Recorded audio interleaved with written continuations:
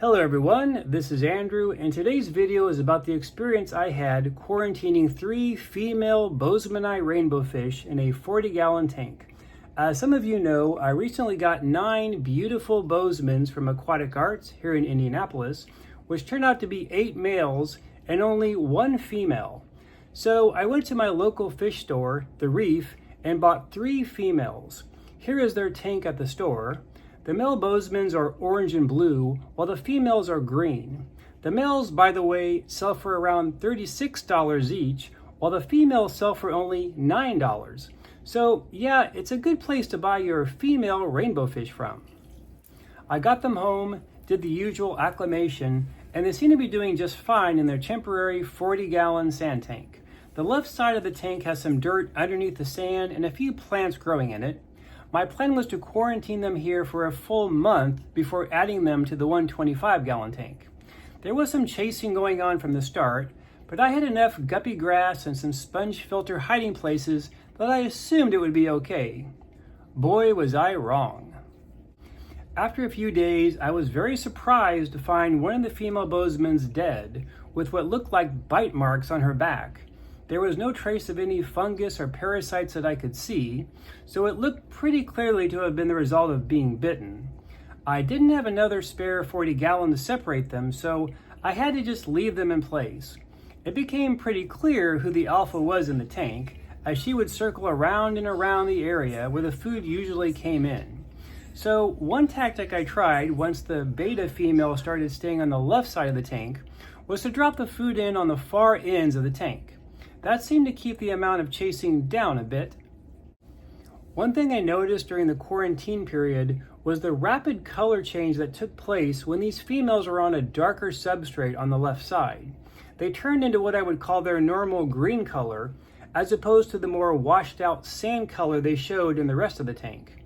Having a darker substrate really makes a difference in the coloration of these chameleon fish. This tank was also the home to a couple of amano shrimps. Fortunately, the alpha female didn't seem to show any aggression or real interest in them at all. If I had had smaller cherry shrimps in her though, it might have been a different story. So a couple weeks went by and it looked like they were at least not going to kill each other. There would be some short-term chasing, but then it would stop. So it looked like I was going to at least be able to add 2 females to the main tank. But then, one day, I saw the beta very stressed with what appeared to be a very bad bite on the top of her head. I won't show this for too long, but it definitely looks like a bite wound and not some kind of fungus or slime coat issue, and I predictably found her dead the next day.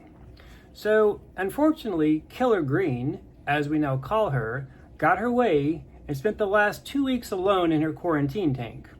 Once the month was up and seeing no signs of any sickness, I added her in with the other Boesemans. I really wondered how she and Lady Green, our original female, would get along. And the good news is, they seem to get along just fine.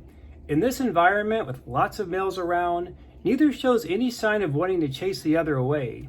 In fact, they can often be found swimming fairly close together while the boys are off sparring with each other. Lady Green is a bit larger, which is probably a good thing, while Killer Green has a bit more color on her lateral line. So, could I have done anything to have prevented the deaths of the other 2? I suppose if I had filled the tank with lots of hardscape, which I don't really have, it might have helped. I know people who raise up baby rainbow fish will often put a couple of dividers in their tanks, but with openings in them so the fish can go back and forth. That way, each fish can have their own semi-enclosed section of the tank to themselves.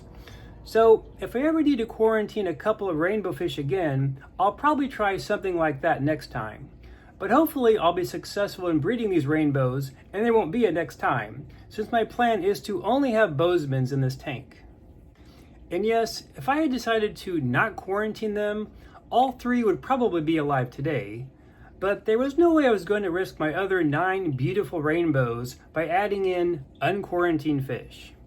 So for now, it looks like this tank will be the forever home to 8 beautiful males and 2 very green females. Thanks everyone for watching. I am Andrew, and as always, happy fish keeping.